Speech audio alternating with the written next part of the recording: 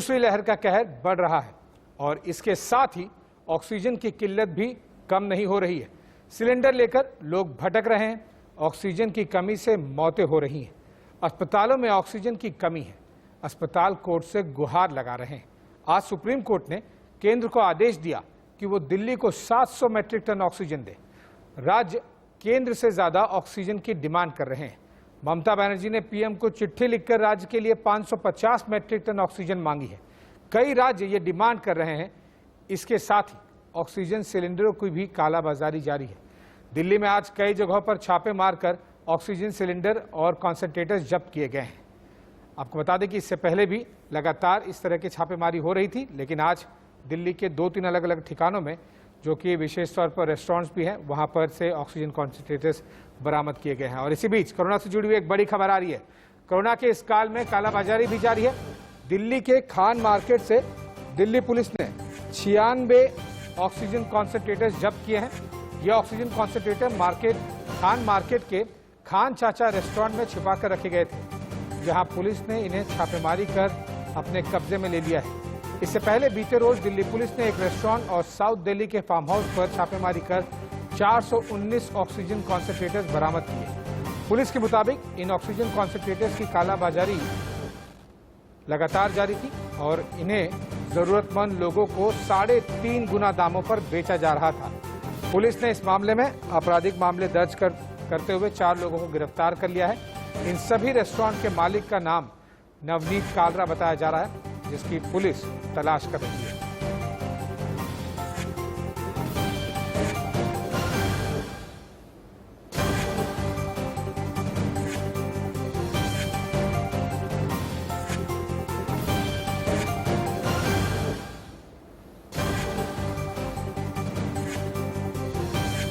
तो ये वो तस्वीरें हैं जब दिल्ली पुलिस ने छापेमारी करके इन रेस्टोरेंट से, जो कि खान मार्केट बहुत ही पॉश इलाका माना जाता है दिल्ली का, वहां से 96 ऑक्सीजन कॉन्सेंट्रेटर्स जमा किए थे। जाहिर सी बात है, जब डिमांड और सप्लाई का खेल शुरू होता है, यानी कि लोगों को ज़्यादा ज़रूरत है लेकिन सप्लाई उतनी नहीं है, उसी बीच कालाबाजारी शुरू होती है, चाहे वो ऑक्सीजन कॉन्सेंट्रेटर्स हो या फिर रेमडेसिविर। और इसी के चलते खान चाचा, जो कि काफ़ी बड़ा और जाना माना रेस्टोरेंट है दिल्ली के खान मार्केट से, उन्हें दिल्ली पुलिस ने बरामद किया और साथ ही केसेस भी दर्ज किए।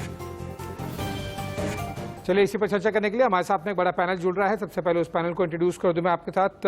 राजीव पांडे, बीजेपी प्रवक्ता, जुड़ेंगे हमारे साथ में, लेकिन उसके साथ ही विंग कमांडर रिटायर्ड अनुमा आचार्य जी, जो कि कांग्रेस की प्रवक्ता हैं, वो भी जुड़ गई हैं। संजीव झा, विधायक हैं आम आदमी पार्टी के, और डॉक्टर श्रुति मलिक, डायरेक्टर हैं रेडिक्स अस्पताल से। आप सभी का स्वागत है। सबसे पहले तो आपके पास आना चाहूँगा मैं, संजीव झा जी। आप लगातार सुप्रीम कोर्ट के पास जा रहे हैं, ऑक्सीजन कम है, लेकिन जिस तरह से हम देख रहे हैं कि ऑक्सीजन एलोकेशन के हिसाब से, पर पेशेंट कंजम्पशन के हिसाब से काफ़ी ज़्यादा ऑक्सीजन दी जा रही है। अब सुप्रीम कोर्ट से आपको राहत मिली है कि 700 मैट्रिक टन ये डेली बेसिस पर सप्लाई की जानी चाहिए। कहीं ना कहीं एलोकेशन को लेकर, कहीं ना कहीं डिस्ट्रीब्यूशन को लेकर कमी हुई है। दिल्ली सरकार का इस पर क्या रुख है? क्योंकि अब आगे केवल केंद्र सरकार और सुप्रीम कोर्ट के पास जाने के अलावा आम आदमी पार्टी के पास कुछ और भी रास्ते होने चाहिए, क्योंकि आखिरकार जनता ने तो चुना आपको है। और देखिए, आप बिल्कुल ठीक कह रहे हैं। लगातार 21 तारीख से ये बात हम लगातार केंद्र सरकार से दिल्ली के मुख्यमंत्री अरविंद केजरीवाल करते रहे कि दिल्ली में ऑक्सीजन की क्राइसिस है। हालात ये हुई कि हाई कोर्ट और सुप्रीम कोर्ट में इसकी सुनवाई हो रही है। लगातार 5 दिन से सुप्रीम कोर्ट और हाई कोर्ट दोनों ये कहते रहे कि दिल्ली को 700 मैट्रिक टन की उपलब्धता होनी चाहिए। इस बात को लेकर कुछ तीखी टिप्पणी, कुछ सख्त टिप्पणी भी हाई कोर्ट ने भी किया और सुप्रीम कोर्ट ने भी किया। आनन फानन में हालांकि परसों 700 मैट्रिक टन की व्यवस्था की गई थी, लेकिन कल फिर 520 मैट्रिक टन की व्यवस्था की गई। ये इसलिए हो रहा है क्योंकि ये कहीं कहीं से पकड़ के दिया जा रहा है। जो हमारा रेगुलर एलोकेशन है, जब तक वहां से नहीं दिया तक ये डेली बेसिस पे 700 मैट्रिक टन की उपलब्धता नहीं हो पाएगी।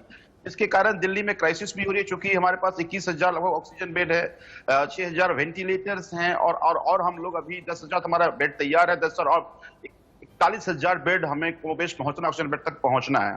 तो इसमें चुनौतियां आ रही हैं, लेकिन मैं ये मानता हूं कि साथ में कुछ पैरेलल भी करना पड़ेगा, और यही कारण है कि अलग अलग हॉस्पिटल्स में हम ऑक्सीजन कॉन्सेंट्रेटर्स लगा रहे हैं। साथ साथ जितने भी हमने अभी जैसे बुराड़ी के निरंकारी में हमने कोविड जो सेंटर बनाया, उसमें कॉन्सेंट्रेटर के जरिए हम ऑक्सीजन दे रहे हैं।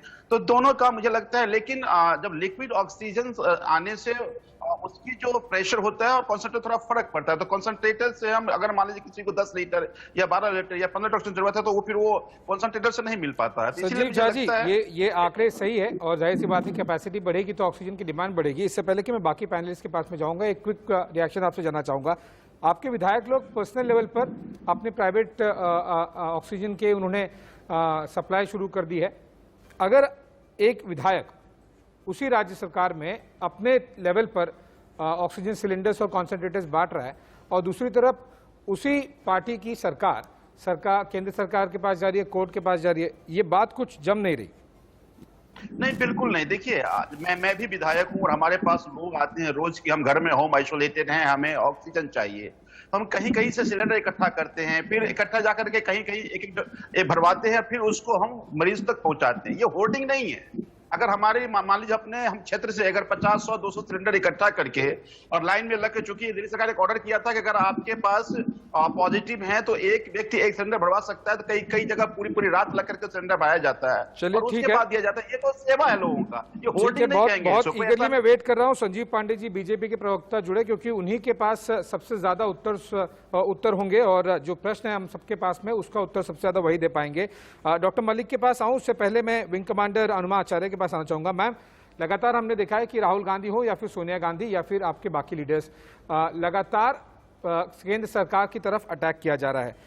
क्या ये राज्य सरकारों के ऊपर जब जिम्मेदारी दी गई, सेकेंड वेव जब आई, कि आप अपने लेवल पर लॉ एंड ऑर्डर, लॉकडाउन, इन सभी चीज़ों को राज्य सरकारों को देखना है, तो उसमें राज्य सरकारों का फेलियर नहीं है क्या? चाहे वो महाराष्ट्र हो या फिर कोई और स्टेट हो जहां पर कांग्रेस की सरकार है, राज्य सरकारें भी तो फेल हुई हैं। देखिए, इस समय आपने अगर देखा होगा तो पार्टी सरकार को तो खड़ा है, लेकिन उस खुद कर रही है, और हर चैनल पर की बात हम देख रहे हैं कि कांग्रेस के उन सब युवा साथियों की बात हो रही है जो पूरी दिल्ली की मदद कर रहे हैं इस समय। तो एक ये बात ज्यादा इंपॉर्टेंट है, ये बात कहने के कि केंद्र सरकार को कटघरे में खड़ा कर रही है, क्योंकि वो अपने आप एक उदाहरण प्रस्तुत कर रहे हैं। दूसरी बात, जो आपका सवाल है कि क्या राज्य सरकारों का ही नहीं होना चाहिए दायित्व, आप खुद देखिए, राज्य सरकारों को कब से जिम्मेदारी दी गई है? करीब 1-1.5 महीने पहले से। जब कहा जाता है कि केंद्र जो हेल्थ है वो राज्य का सब्जेक्ट है, तो ये सब कहना भी पिछले 1.5 महीने से शुरू किया। इसके पहले तो केंद्र ने राज्यों को बहुत ही कम शक्तिशाली बना दिया था, क्योंकि जो उन्होंने 1897 का जो एक्ट से बनाया था, और उसके बाद उन्होंने 987 गाइडलाइंस निकाली, तो राज्यों का कहां इसमें रोल रह गया था, ये हम सब जानते हैं। पर इस समय केंद्र राज्य करने की बात नहीं है, क्योंकि सारे राज्य हिंदुस्तान में है, कोई भी राज्य सीरिया या इराक में नहीं है। तो इस समय केंद्र को ये एश्योरेंस करना है कि सबको ऑक्सीजन मिले। मैं एक लॉजिस्टिक्स अधिकारी हूं, ये मैं बार बार बोलती हूँ कि सप्लाई चेन मैनेजमेंट की मुझे सबसे ज्यादा कमियां नजर आ रही हैं। मैंने कई बार ट्वीट कर करके लिखा है, डिफेंस मिनिस्ट्री को भी लिखा है, राजनाथ सिंह जी को भी लिखा है, आर्मी ने और एयरफोर्स को भी लिखा है कि भैया आप अपने रिटायर्ड लॉजिस्टिक्स ऑफिसर और ऑर्डिनेंस ऑफिसर, ज्यादा नहीं 15-20 ऑफिसर्स को बुला लीजिए 3-4 महीने के लिए, वो तो अपने जज्बे से कर दिखाएंगे सप्लाई चेन मैनेजमेंट कैसे करना होता है। यहाँ प्रॉब्लम सप्लाई चेन मैनेजमेंट की है, जिसको केंद्र ने शुरू किया है, क्योंकि पहले हर चीज अपने काबू में की और बाद में धीरे से रिलीज की, तो फिर लोगों को स्टेबलाइज होते होते भी टाइम लगता है। और फिर यहाँ देखिए कि जिस तरह से मुंबई में हल्ला तो बहुत हुआ, वहां पर भी परेशानी बहुत थी, लेकिन परसों ही सुप्रीम कोर्ट ने मुंबई मॉडल की तारीफ की है। और ऐसे समय में जब सॉलिसिटर जनरल, यूं तो हमेशा वो भला बुरा कहा करते हैं, लेकिन उस बार उन्होंने कहा कि 275 मीट्रिक टन से मुंबई का काम इतना चल रहा है, तो बीएमसी से सीखिए। तो ये चीज सीखना पड़ेगी राज्यों को कि कैसे किफायत से डिस्ट्रीब्यूशन मैनेजमेंट सही करें और उसके साथ आगे बढ़ें। और कांग्रेस के लोग तो मदद कर ही रहे हैं, मेहनत कर ही रहे हैं, बहुत सारे लोग अलग अलग इंडिपेंडेंटली कर रहे हैं, आप भी कर रहे होंगे, मैं भी कर रही हूं, तो ये सब मिलके कर रहे हैं। तो उसमें राज्यों को आप दोष ना दें, ये हमारे पूरे भारत के ऊपर आपदा आई है, हम सबको इसमें पार्टिसिपेट करना है। इस समय दोषारोपण की कोई खास जरूरत नहीं है, लेकिन फिर भी ये देखना पड़ेगा कि जो जैसे कि राहुल गांधी जी ने आज एक चिट्ठी में लिखा है प्रधानमंत्री जी को कि टीम लगाइए, साइंटिफिक टीम लगाइए कि कहां पर ये ट्रेंड डबल हो रहा है, कहां ये ट्रिपल म्यूटेट कर रहा है, किस तरह का है, इनके ऊपर रिसर्च करना होगी कि महाराष्ट्र का ट्रेंड जो है वो कहीं और के ट्रेंड से अलग है कि नहीं। तो ये साइंटिफिकली हमको इस पूरी कहानी को देखना होगा, राज्य केंद्र करने से कुछ नहीं होगा। बिल्कुल ये करना नहीं चाहिए और जाहिर सी बात है कि चाहे मीडिया हो, जुडिशरी हो, पॉलिटिकल पार्टीज हो, अपोजिशन या फिर गवर्नमेंट में, इस समय लोगों को ऑक्सीजन और उनकी जो बेसिक स्वास्थ्य की ज़रूरतें हैं उसे पूरा करना जरूरी है। लेकिन जब तक गलतियां कहाँ हो रही हैं, चूक कहाँ हो रही है, चाहे वो विपक्ष हो, सरकार हो, मीडिया हो या फिर और भी कोई इंस्टीट्यूशंस हो, उन सबको जब तक चूक नहीं आइडेंटिफाई करेंगे तब तक जाहिर सी बात है कि इंप्रूवमेंट नहीं आएगा। मैम, डॉक्टर मलिक के पास जाना चाहूँगा। मैम, जिस तरह से हम देख रहे हैं कि वीकेंड पर पिछले हफ्ते हमें कुछ नंबर्स कम होते हुए दिखाई दिए थे। ओके, डॉक्टर श्रुति मलिक हमारे साथ में नहीं है, हम उनसे वापस रिकनेक्ट करने की कोशिश करेंगे। और मीनवाइल राजीव पांडे जी जो कि बीजेपी प्रवक्ता हैं वो जुड़ गए हैं। पांडे जी, हम सब लोग वेट कर रहे थे आप आए, क्योंकि काफी प्रश्न सरकार के लिए ही है। ऐसा लग रहा है कि कोर्ट ज्यादा सरकारें चला रही है और सरकार जो चुनी गई है वो कम चला रही है। ऑक्सीजन एलोकेशन को लेकर, साथ ही साथ ऑक्सीजन डिस्ट्रीब्यूशन को लेकर, जो कि लिंडे एक बहुत ही बड़ी इंटरनेशनल ऑक्सीजन सप्लाई कंपनी है, उनके एमडी का भी आज मैं एक इंटरव्यू पढ़ रहा था, उन्होंने कहा कि प्रोडक्शन बड़ा इशू नहीं है, डिस्ट्रीब्यूशन और ट्रांसपोर्टेशन उसका बड़ा इशू है। ऐसे में सरकार की नाकामी हो रही है कहीं ना कहीं, चाहे वो सप्लाई चेन मैनेजमेंट की बात हो या फिर एलोकेशन की बात। पांडे जी, आपके लोगों ने मुझे जोड़ने में लेट किया, मैं तो इंतजार कर रहा था, मैं सुन रहा था आपके डिबेट को। देखिए, मैं दो बातें बताना चाहता हूँ।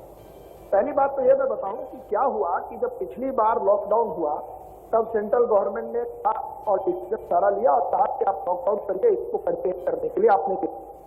इस बार आपने देखा होगा कितनी बातें हुई कि सेंट्रल गवर्नमेंट ने विदाउट किसी से बात किए हुए, बिना किसी को कॉन्फिडेंस में लिए हुए लॉकडाउन कर दिया, ये क्या वो क्या, मैं उस सब बातों पर नहीं जाना चाहता। इस बार भारत सरकार ने कहा कि देखिए, हर राज्य में आप अपने अपने कंटेनमेंट जोन बनाइए, अपने अपने एरिया पे आप फोकस करके आप किस प्रकार से कोरोना को कंट्रोल करते हैं। तो इस बार जो भी लोग कह रहे हैं कि केंद्र सरकार ने राज्यों के अधिकारों को सीमित कर दिया, पेंडेमिक एक्ट लगा के कर दिया, वो बिल्कुल गलत है, क्योंकि मैं सुन रहा था। मेरा कहना है कि इस बार राज्य की सरकार जो है उनके पास वो सारे अधिकार थे। तीसरी बात, ये जो हेल्थ है वो स्टेट लिस्ट में है, और जिस सरकार ने, जैसे दिल्ली की बात आप करें तो इतने सारे मोहल्ला थे इलेक्शन के टाइम में, तो ऐसा लग रहा था कि दिल्ली के हर व्यक्ति के बगल में एक मोहल्ला क्लिनिक है और उसमें सारी दवाई और मिल जाएगी। मैं उस पर भी नहीं हूं। अब मैं आता हूं बात आपकी कोर्ट वाली बात।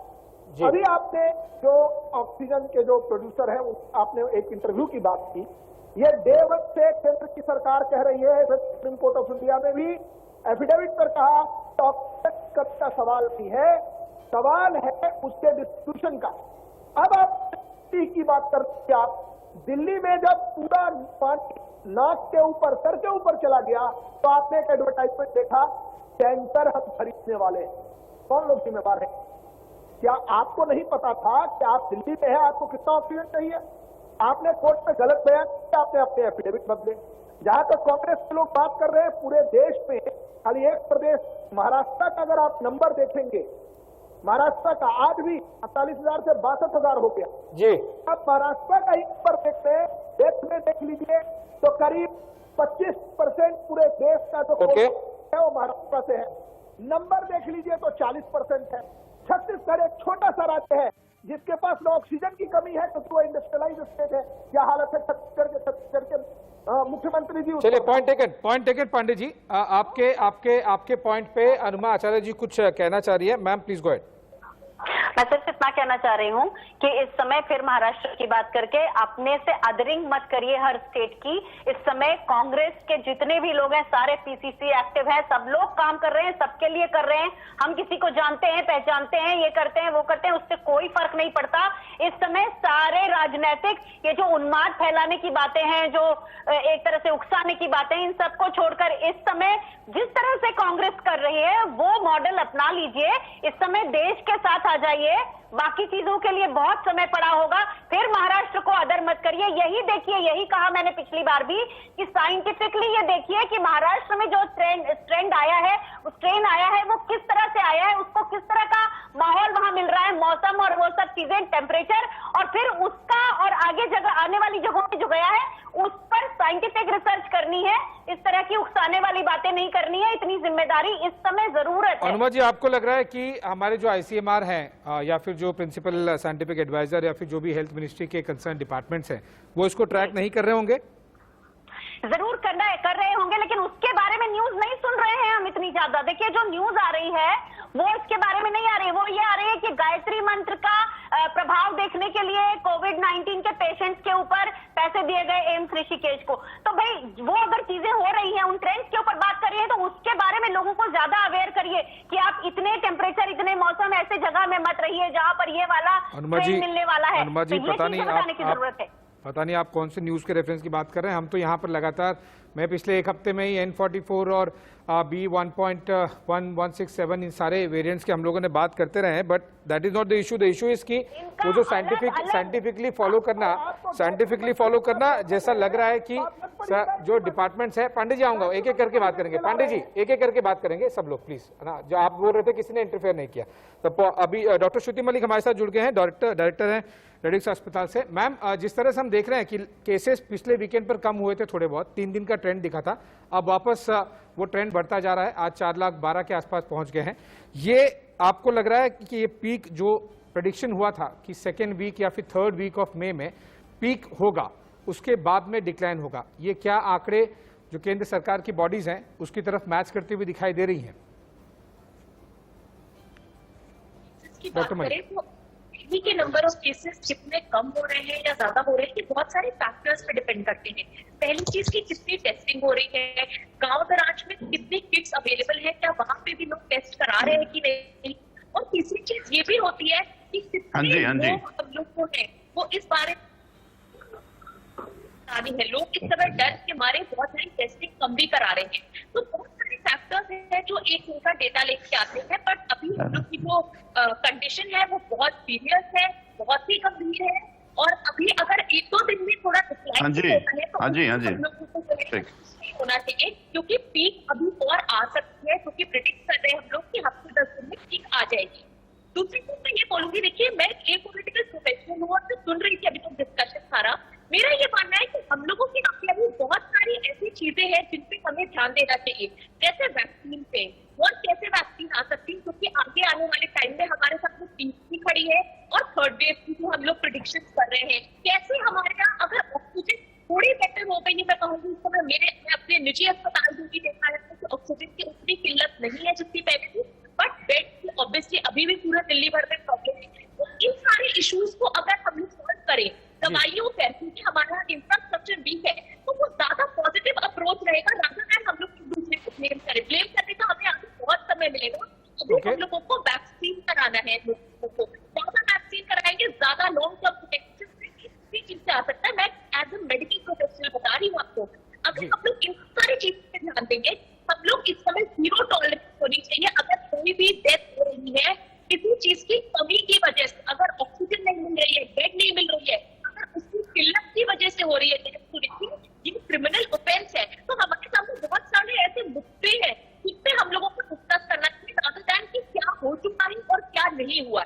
ओके, डॉक्टर मलिक, इससे पहले कि मैं वापस अपने पॉलिटिकल पैनल पे जाऊंगा, मैं रिक्वेस्ट करूंगा कि आप जो भी हमारे दर्शक हैं और जो पॉलिटिकल पैनलिस्ट हैं और बाकी जो लोग भी देख रहे हैं, उन्हें एक अगर फाइन ट्यून करके 2 या 3 मेन मुद्दे जिस पर, चाहे वो केंद्र सरकारें हो या राज्य सरकारें हो, जैसे कि हमने हमारे पॉलिटिकल पैनलिस्ट लोगों से भी सुना कि किन किन चीज़ों पर ज़्यादा फोकस करने की ज़रूरत है, आप एज ए डॉक्टर और as a director of one of the prominent hospitals in Delhi, आप किन चीज़ों पर सरकारों को, चाहे वो विपक्ष में हो, केंद्र में हो, राज्य में हो, क्या कहना चाहेंगे कि इन 2-3 चीज़ों पर सबसे ज़्यादा फोकस कीजिए क्रिस्प तरीके से?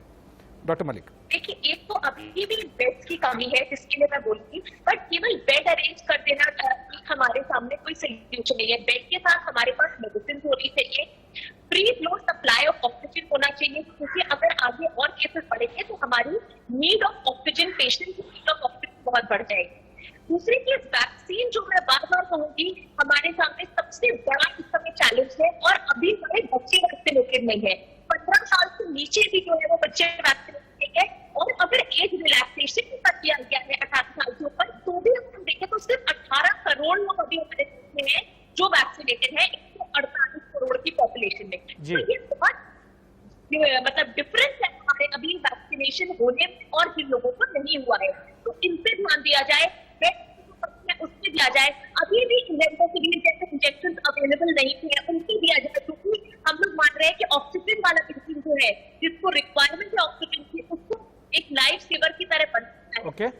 बिल्कुल ये मैजिक बुलेट नहीं, बट हाँ ऐसे पेशेंट को बहुत अच्छा रिकवरी रेट देखा गया है। हॉस्पिटल जो है स्टे को कम कर दिया गया है। तो ये सारे मुद्दों पे हम बात करेंगे तो एक बड़ा सकारात्मक हमारे अप्रोच रहेगा।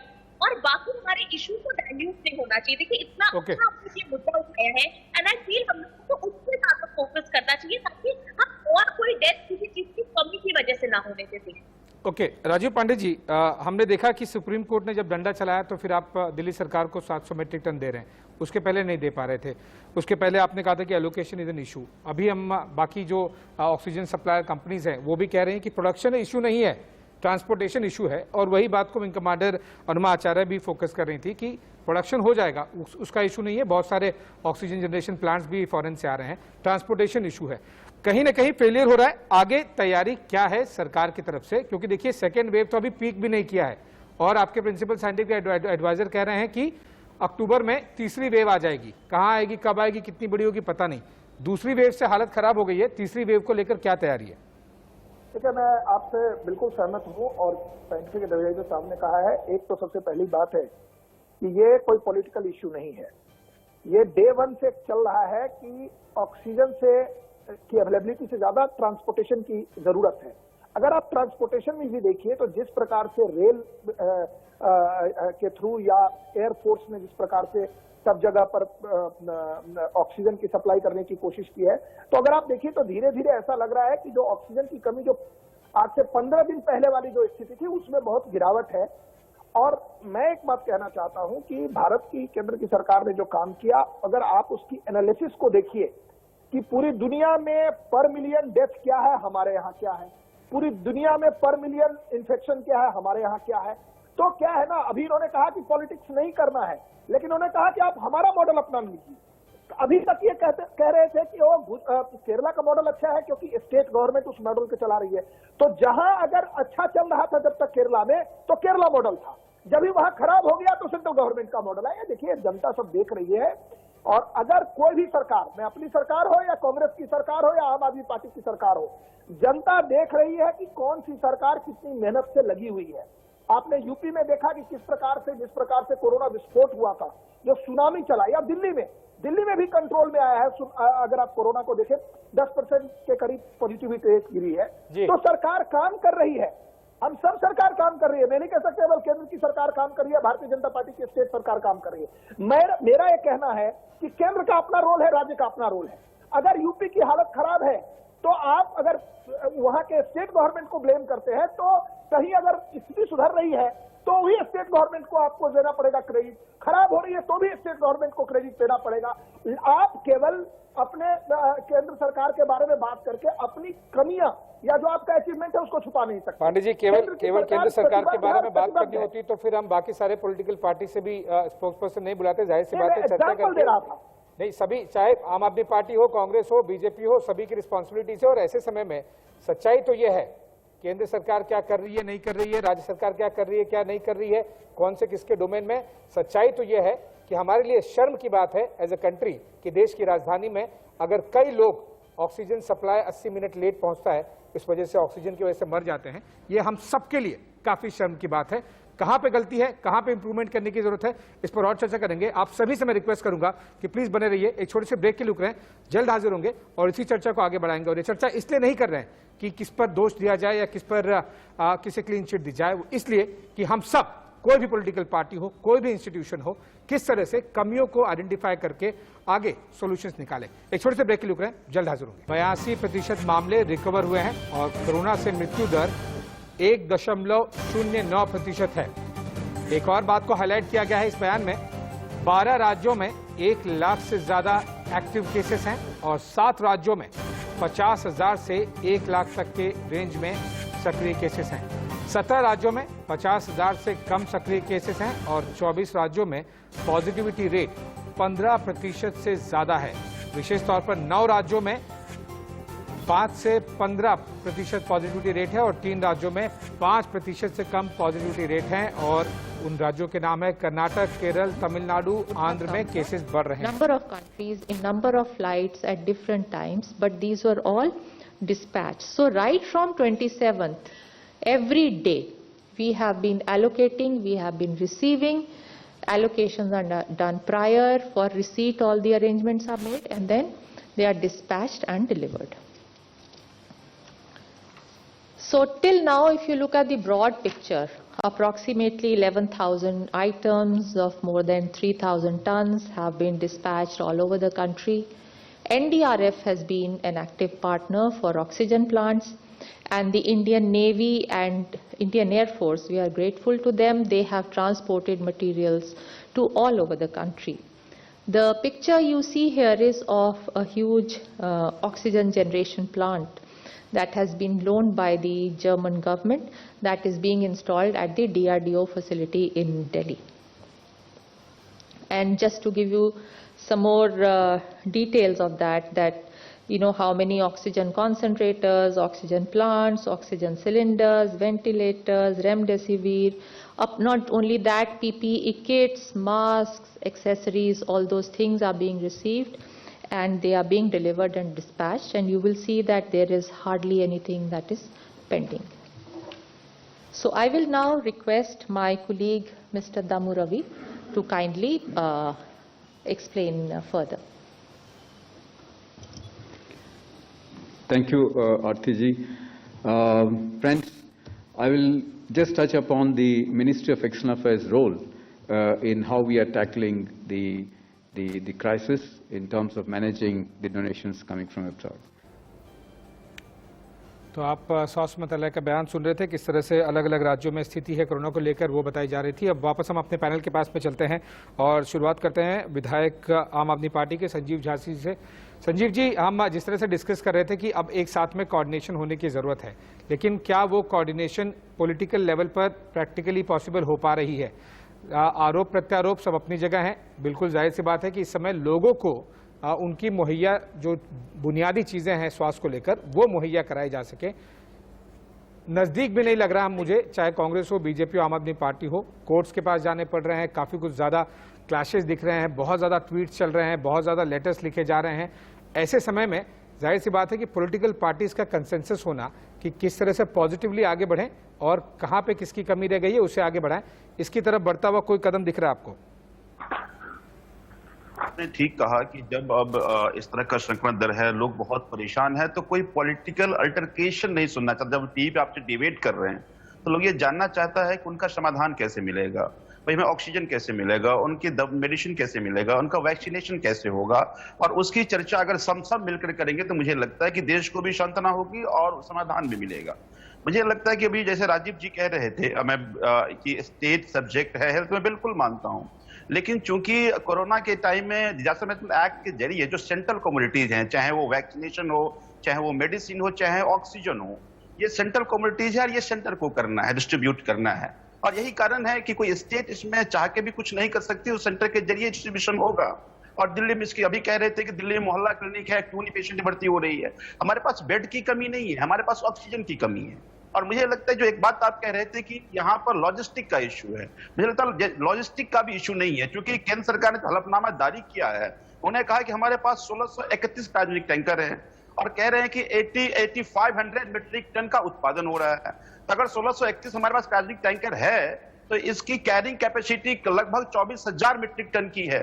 तो मुझे ये लगता है कि अगर क्रायोजेनिक टैंकर को हम स्टेट वाइज डिस्ट्रीब्यूट कर दें और एलोकेशन तय कर दें कि जिस जगह मान लीजिए हमारा 900 मीट्रिक टन एलोकेशन आप दे रहे हैं, तो 900 मीट्रिक टन एलोकेशन कहां से आना है, उसी के रेशियो में आप मुझे क्रायोजेनिक टैंकर दे दें कि अगर मुझे 900 मीट्रिक टन की जरूरत है, 187 क्रायोजेनिक टैंकर दे दीजिए, हम अपने आप इसको लॉजिस्टिक से कैरी कर लेंगे, तो समाधान है। संजीव झा जी, समाधान तो है, लेकिन देखिए कुछ चीजें जो नहीं हुई है उन्हें भी अभी भी करने के लिए कुछ समय बच गया है।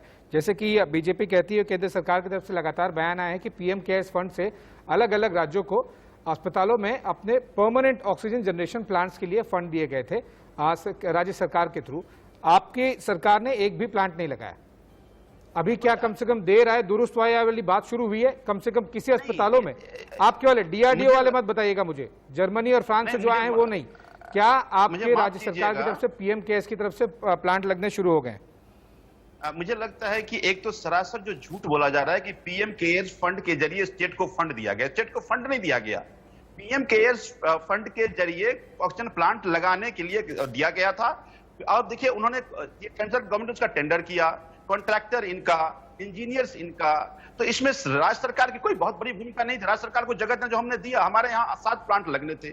अब 7 प्लांट के लिए अब एक ही कॉन्ट्रैक्टर को पूरे देश में ऑक्सीजन प्लांट लगाना था।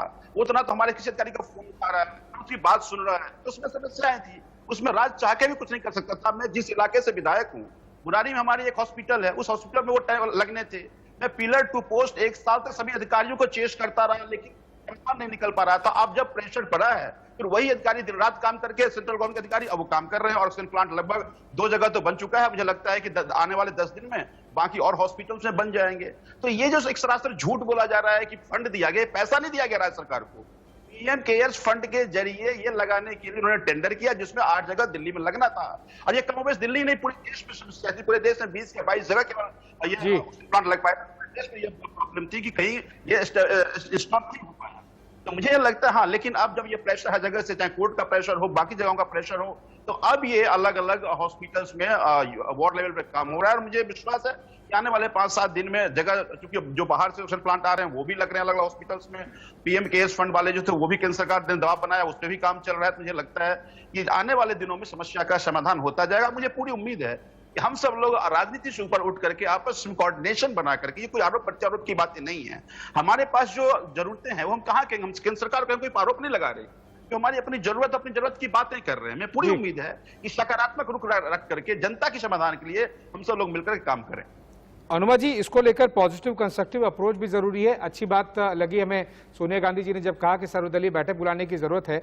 उसमें कितना हल निकल पाएगा, नहीं निकल पाएगा, आरोप प्रत्यारोप होगा, ये देखने वाली बात होगी अगर वो बैठक बुलाई जाती है तो। लेकिन कंस्ट्रक्टिव अप्रोच की मुझे थोड़ी सी कमी दिखाई दे रही है। रोज एक ये ट्वीट करना कि ये हो गया वो हो गया, इस तरह से करना, ये आपको लग रहा है कि अपोजिशन की एक कंस्ट्रक्टिव क्रिटिसिज्म और कंस्ट्रक्टिव वे फॉरवर्ड वाली अप्रोच दिख रही है? मुझे एटलीस्ट सोनिया गांधी जी का पोर्शन छोड़ दूं तो चाहे कांग्रेस राज्य के चीफ मिनिस्टर्स हो, उनकी भाषा से लेकर लेटर्स तक में मुझे वो कंस्ट्रक्टिव अप्रोच नहीं दिखाई दे रहा कि लोगों को अभी प्राथमिकता दी जाए, राजनीति को बाद में। अनुमा जी, आप एक बहुत बढ़िया सी दोधारी तलवार चला रहे हैं। जब मैंने कहा कि हम राज्य केंद्र ना करें, तो आपने कहा कारण निकालने पड़ेंगे कि किसकी गलती है। अभी हम सुन रहे थे कि जो पीएम केयर फंड से 165 ऑक्सीजन प्लांट लगने थे, उसमें से 3 लग सके क्योंकि टेंडरिंग की प्रोसेस ठीक से नहीं हुई। इसके ऊपर पूरी जवाबदेही पीएमओ या जो भी पीएम केयर फंड देख रहे हैं उनकी बनती है। इसी तरह से 50,000 वेंटिलेटर्स आने थे, 30,000 बने, लेकिन उनका अभी तक टेस्टिंग नहीं हो पाया जो बीईएल में बने हैं। तो इसके ऊपर भी पीएमओ या पीएम केयर फंड को जो देखते हैं उन्हीं अधिकारियों की जिम्मेदारी थी, वो वहां भी फेल हुए हैं। इसके बाद अगर आप राहुल गांधी जी का पत्र देखेंगे, आज का पढ़िए उसे पूरा, उसमें पूरा वो पत्र कंस्ट्रक्टिव है लेकिन जवाबदेही बताते हुए है। क्योंकि अगर ये हाथ मतलब एक तरह से ये नहीं उठाई जाएगी उंगली, ये बात नहीं बताई जाएगी, सलाह नहीं दी जाएगी, तो विपक्ष अपने रोल से कहीं ना कहीं पीछे हटता दिखाई देगा। एक और चीज, आज के पूरे बहस का सबसे दुर्भाग्यपूर्ण क्षण ये था कि हम दूसरे देशों में इतने लोगों की मृत्यु हुई है, यहाँ इतनी, इसकी जरूरत है क्या? भारत में हाहाकार मचा है, इसीलिए हम ये सब बातें कर रहे हैं। अभी एक तो चीज, अभी हमारे साथ प्रोग्राम में डॉक्टर बैठी हैं, उन्होंने वैक्सीनेशन के ऊपर जोर दिया। उन्होंने कहा बहुत बड़ी बात है, आप अगर देखिए 1 करोड़ वैक्सीनेशन डेली लगेंगे तब जाके 4 महीने में टारगेट पूरा होगा। लेकिन इस वैक्सीन की कितनी लाइफ है? 6 महीने। एक्सटेंडेबल करके कितनी है?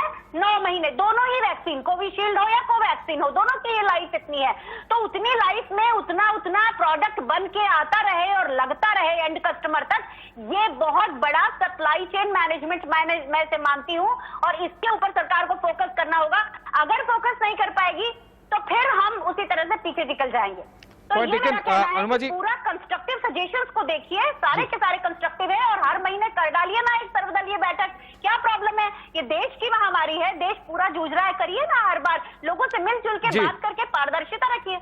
पांडे जी, ये प्रश्नों के जवाब तो आप ही को सबसे ज्यादा देने की जरूरत है। मैं थोड़ा सा और मॉडिफाई करके पॉइंटेड तरीके से, ताकि दर्शकों के लिए आसान हो जाए। पहली बात, अगर आप ये स्टेट वर्सेस सेंटर की जो सब्जेक्ट्स हैं उसकी अगर हम बात करें, तो केंद्र सरकार की तो जिम्मेदारी बनती है कि आपने राज्य सरकारों को सही समय पे आगाह करना चाहिए था। मुझे पता है कि आप कुछ स्पेसिफिक आर्टिकल्स और कुछ स्पेसिफिक प्रेडिक्शंस दिखाएंगे, लेकिन उस पर मेरा ये सवाल है कि अगर आपको, आपके पास टीम है, आपके पास सेंट्रल बॉडीज है, आपके पास मिनिस्ट्री है सेंट्रल, उनको अगर पता लग रहा था, एक अंदाजन भी, चलिए इतने बड़ी तादाद में नहीं, लेकिन सेकेंड वेव का अंदाजा लग रहा था जैसे अभी थर्ड का लग रहा है, तो फिर ये ऑक्सीजन ट्रांसपोर्टेशन को लेकर, रेमडेसिविर को लेकर, बेड्स को लेकर, पीएम केयर्स के थ्रू जो ऑक्सीजन प्लांट्स लगाने वाली बात है, उसमें मुझे किसी तरह की जल्दबाजी पिछले 3 महीनों में दिखाई नहीं दी थी केंद्र सरकार की तरफ से। पांडे जी, देखिए, अगर आप देखेंगे कि 7 अप्रैल को प्रधानमंत्री जी ने एक पत्र लिखा था देश के सभी राज्यों के मुख्यमंत्री को ऑक्सीजन समस्या को लेकर के, कि आपका जो भी इंडस्ट्रियल ऑक्सीजन है, अभी फॉर द टाइम भी आपको जो जरूरत है हॉस्पिटल से, आप उधर से। देखिए, आप जो भी कह रहे हैं कि ये अभी संजीव जी ने कहा कि उन्होंने पैसे नहीं दिए, वो टेंडरिंग कर रहे थे, लेकिन कर तो आप ही के रहे थे ना। ऐसा तो है नहीं कि सेंट्रल गवर्नमेंट कोई अपना कर रहा है। आपने अभी प्रेशर बनाया, आप तब बना लेते। दूसरी बात मैं एक बात बताऊं, जिस प्रकार से आता हूं अनुमा जी, 1 by 1 अनुमा जी आता हूं। जिस प्रकार से डेवलपमेंट देखे, मेरा ये मानना है कि जिस प्रकार से दिल्ली की सरकार और केंद्र की सरकार मिलकर के दिल्ली को जिस तरीके से युद्ध स्तर पर करके, अगर मैं नहीं कह सकता कि कंट्रोल हो गया है, लेकिन कम से कम हम उस पोजीशन में हैं कि जिस परिस्थिति में हम 8 दिन पहले थे, आज हम उससे बहुत ही बेहतर परिस्थिति है। यहाँ पर अभी इन्होंने कहा कांग्रेस पार्टी कोई कंस्ट्रक्टिव काम कर नहीं सकती। कांग्रेस पार्टी कंस्ट्रक्टिव, वो एक लेटर लिख देते हैं, वो राहुल गांधी सुबह उठते हैं, रात में 3 बजे सोने के बाद जब वो सुबह उठते हैं, सुबह 12 बजे, तो एक लेटर लिख देते हैं। उसमें सजेशन क्या है मुझे नहीं पता चला, मैंने वो पूरा लेटर पढ़ा। आज सोनिया जी गांधी बहुत दिनों के बाद सोए से जग करके उन्होंने कुछ कह दिया। मेरा यह कहना है कि इसमें केंद्र वर्सेस राज्य की बात है ही नहीं। अभी जो संजीव जी ने कहा कि 2-3 चीजें हैं, जैसे कि ऑक्सीजन का जो एलोकेशन है, तो अब आप देख लीजिए कि देश में क्या दिल्ली को छोड़कर के किसी प्रदेश से कोई एलोकेशन पर बात हुई है? कल को कोई पॉलिटिकल कारण से अब इश्यू खड़ा कर दे, वो अलग है। अदरवाइज सबसे ज्यादा पीक पर 4 अप्रैल को सबसे ज्यादा मुंबई में 11,000 लोग कोरोना से पॉजिटिव पाए गए थे। आज करीब वो आंकड़ा 3,000 का है, लेकिन ऑक्सीजन की स्थिति पैदा नहीं हुई मुंबई में। तो ऑक्सीजन का इसका मतलब एलोकेशन चल रहा था, सभी प्रदेशों में चल रहा था। हुआ यूं कि दिल्ली में जो वेव आया, वो मेरे हिसाब से, मैं अपनी तरफ से कह रहा हूं कि किसी को भी नहीं पता था कि इस प्रकार का वेव दिल्ली में आएगा। हमारे पास एक इंडिपेंडेंट मलिक जी, डॉक्टर साहब बैठी है कि दिल्ली, अदरवाइज जहां तक ऑक्सीजन के एलोकेशन की बात है, तो देश में और भी तो राज्य है जहां ये पीक पर आया, लेकिन अभी तक कोई ऑक्सीजन की उतनी बड़ी बात निकल करके नहीं आई। चाहे जैसे अभी कर्नाटक में देख लीजिए, वहां कुछ घटनाएं 1-2 हुई है, बहुत ही दुर्दांत घटनाएं हुई है, लेकिन वहां चूंकि इंडस्ट्रियलाइज स्टेट है, वहां भी ऑक्सीजन। तो मेरा यह मानना है कि एलोकेशन का काम चल रहा है। रेमडेसिविर की बात है, कालाबाजारी को अगर आप छोड़ दीजिए, तो आज मुंबई में जो कि सबसे ज्यादा अभी भी नंबर 1 पे है, यहाँ रेमडेसिविर मिल रही है, ये मैं आपको बता रहा हूँ। अगर सप्लाई की बात है, पुणे में बहुत हालत खराब थी, वहां भी रेमडेसिविर अवेलेबल है। तो मेरा यह कहना है कि केंद्र की सरकार काम करे, राज्य की सरकार भी काम कर रही है, मैं ये नहीं कह रहा हूं। और अभी दोनों सरकारों को मिल करके हमको इस कोरोना की लड़ाई से लड़ना है। और मुझे ऐसा लग रहा है, अभी जो आप पर ब्रेकिंग न्यूज आया था स्वास्थ्य मंत्रालय का, कि किस प्रकार से बहुत सारे स्टेट में इसकी संख्या धीरे धीरे घट रही है, किस प्रकार से लोग काम कर रहे हैं। इवन यूपी के कई जो मेन जगह जहां कोरोना गया था, चाहे वाराणसी हो या लखनऊ हो, ऐसी जगहों पे इसका नंबर गिरा है। महाराष्ट्र में नंबर गिरा है, राजस्थान में नंबर गिरा है, गुजरात में नंबर गिरा है। अच्छी बात है जी पांडे जी, नंबर गिरा है, लेकिन हम इस बात को नजरअंदाज नहीं कर सकते। आप उन राज्यों की बात कर रहे हैं जहां पर 1-1.5 महीने पहले से नंबर्स पीक पे आने शुरू हो गए थे और असेंट शुरू हो गया था, अब वो पीक होकर गिर रहे हैं। बहुत संक्षेप में, क्योंकि मैं अंतिम पड़ाव पे आ गया, उससे पहले कि मैं डॉक्टर मलिक को लास्ट वर्ड्स दूं, मैं जानना चाहूंगा कि थर्ड वेव को लेकर क्या तैयारी की जा रही है, क्या पॉलिटिकल लेवल पे, जिस तरह से सोनिया गांधी जी ने कहा कि ऑल पार्टी मीटिंग हो, कुछ और चीफ मिनिस्टर्स को लेकर क्या इस तरह का एक पैनल बनाया जा सके कि सभी पार्टी वाले मिलकर एक साथ में सारे इश्यूज को, चाहे वो रेमडेसिविर हो, ऑक्सीजन हो, जाहिर सी बात है स्टेट में भी कहीं पर ज्यादा ऑक्सीजन प्रोड्यूस हो रहा होगा, कहीं कम हो रहा होगा, दिल्ली इतनी सी है, इसमें क्या कुछ मैन्युफैक्चरिंग होता है ये हम सबको पता है, उनकी कैपेसिटी है, अपने लिमिटेशंस हैं। ऐसे में किस राज्य को क्या जिम्मेदारी दी जा सकती है? क्या पॉलिटिकल कंसेंसस कि राजनीतिक दल एक साथ में बैठ के इनकी एक कमेटी नहीं बन सकती क्या इनका? और इसके लिए तो आप बड़े भाई हैं, केंद्र सरकार में, आप ही को पहल लेनी होगी। स्टेट के जो चीफ मिनिस्टर है उनके साथ मिलकर के और जो पॉलिसी है, क्योंकि देखिए फर्स्ट वेव के बाद सेकेंड वेव के बारे में इतनी लोगों को मतलब किसी को भी नहीं अनुमान था। आपने देखा साइंटिफिक एडवाइजर का भी इंटरव्यू परसों आया था इंडियन एक्सप्रेस में कि हमें नहीं पता था कि इस तरीके से आएगा, लेकिन आज ही साइंटिफिक एडवाइजर साहब ने कह दिया थर्ड वेव आएगा। तो मेरा मानना है कि देश सभी मुख्यमंत्रियों के साथ केंद्र की सरकार मिलकर के इसके ऊपर योजना बनाएगी और मेरा ऐसा पूरा विश्वास है कि थर्ड वेव देश में जो परिस्थिति सेकेंड वेव में हुआ और थर्ड वेव में निर्माण नहीं होगा। बहुत ही इंपॉर्टेंट बात है। इससे पहले कि मैं डॉक्टर मलिक के पास में जाऊं, एक जरूर बात मैं ड्रॉ करना चाहूंगा कंक्लूजन कि ये इस तरह से इस इशू को समाधान नहीं हो सकता कि केंद्र की क्या जिम्मेदारी है और राज्य की क्या जिम्मेदारी है। लॉकडाउन कब लेना है, कितना लेना है, कितनी जल्दी लेना है। मैंने देखा कई राज्य और कई केंद्र शासित प्रदेशों ने शुरुआत में एक डिली डाली अप्रोच रखा था कि नाइट कर्फ्यू लगाएंगे, वीकेंड कर्फ्यू लगाएंगे। बार बार ये कहा गया कि इससे कोई इफेक्ट हो नहीं रहा है। डॉक्टर मलिक, राज्य सरकारों के तौर पर, केंद्र सरकारों के तौर पर, क्योंकि आपका भी अस्पताल देश की राजधानी में है, किस अप्रोच को, किन इश्यूज पे उन्हें एक साथ में आने की जरूरत है, या फिर ये ऑक्सीजन सप्लाई, रेमडेसिविर, इन चीजों को हम सॉर्ट आउट कर दें तो थर्ड वेव की तैयारी पूरी मानी जा सकती है? किस चीज को लेकर, किन चीजों को लेकर राज्य और केंद्र सरकारों को तीसरी वेव की तैयारी करनी है? देखिए, एक तो हमारे पास सरप्लस सप्लाई होनी चाहिए, 24/7 होनी चाहिए हर चीज की। अब आने वाले समय में हम नहीं चाहते कि मरीजों की मौत किसी की शॉर्टेज की वजह से हो। पहला इंपॉर्टेंट पॉइंट, अगर वैक्सीन पे और काम करा जाए क्योंकि वही हमें हर्ड इम्यूनिटी ले आएगा हमारे पास, और जिसकी वजह से हम लोग के केसेस कम हो सकते हैं, या अगर इन्फेक्शन होते भी है तो डेथ रेट कम हो सकता है। तो उस पर भी मेरे को लगता है दूसरी चीज काम करना चाहिए। और तीसरी चीज ये है कि देखिए, हम लोगों को ना इस समय एक ऐसे पॉइंट पर है जहां पर मुझे पता है कि राज्य के लोग भी काम कर रहे हैं और सेंट्रल गवर्नमेंट भी काम कर रही है, ऐसा नहीं है, बट कहीं ना कहीं थोड़ा मिसमैच है जिसकी वजह से इतनी डिस्क्रिपेंसीज आ रही हैं। तो अगर लीकेजेस को देख ले, जैसे ऑक्सीजन के मामले में हम लोगों ने देखा कि इतनी शॉर्टेज थी, जो लीकेज पॉइंट थे उनको ठीक कराएंगे और अब देखिए काफी हद तक ऑक्सीजन की जो प्रॉब्लम है वो सॉर्ट आउट हो गई है। वैसे ही अगर बाकी चीजों में देखा जाए कि कौन से लूपहोल्स हैं, कहाँ पे हम इन कमियों को कम कर सकते हैं और आगे बढ़ सकते हैं, तो आई थिंक ये सारे फैक्टर्स अगर हम ध्यान में रखेंगे तो हम थर्ड वेव से बिल्कुल जंग लग सकते हैं। और देखिए, एक चीज मैं बता दूं आपको कि हमारा इस समय सिर्फ और सिर्फ एक दुश्मन है, वो है हमारा वायरस। आपस में हम लोगों को सबको साथ में मिलकर उससे लड़ना है। तो अगर हम एक सकारात्मक सोच लेके चलेंगे तो बिल्कुल लड़ लेंगे। ऐसा कौन सा वायरस है जिससे आज तक इंडिया ने इतना स्ट्रॉन्ग मेडिकल सिस्टम होते हुए हम लोग जब इतनी बीमारियों का जो है समाधान ढूंढ ले रहे हैं, तो इससे भी कर लेंगे हम लोग। बिल्कुल। और हमारे पास सबसे बड़े उदाहरण है हमारे जो करंट स्वास्थ्य मंत्री है डॉक्टर हर्षवर्धन, जिन्होंने कि पोलियो वैक्सीनेशन नेशनल लेवल पर उन्होंने काफ़ी अच्छे तरीके से इसे शुरुआत करके एग्जीक्यूट भी किया था मेगा लेवल पर। बहुत बहुत शुक्रिया आप सभी, संजीव झा जी, अनुमा आचार्य जी, राजीव पांडे जी और डॉक्टर मलिक, आप सब जुड़े और जिस तरह से हमने आज ये चर्चा की है, उम्मीद करते हैं कि सारी पॉलिटिकल पार्टीज एक साथ में अपने राजनीतिक डिफरेंसेस, भेदभाव भूल कर पूरी तरह से किस तरह से दूसरी वेव को जल्द से जल्द हराएं और तीसरी वेव के लिए तैयारी करें, ये बहुत ही जरूरी है। इस समय पे ब्लेम गेम से नहीं हो सकता कि क्या केंद्र का काम है, क्या राज्य सरकार का काम है, सभी को साथ में आने की जरूरत है।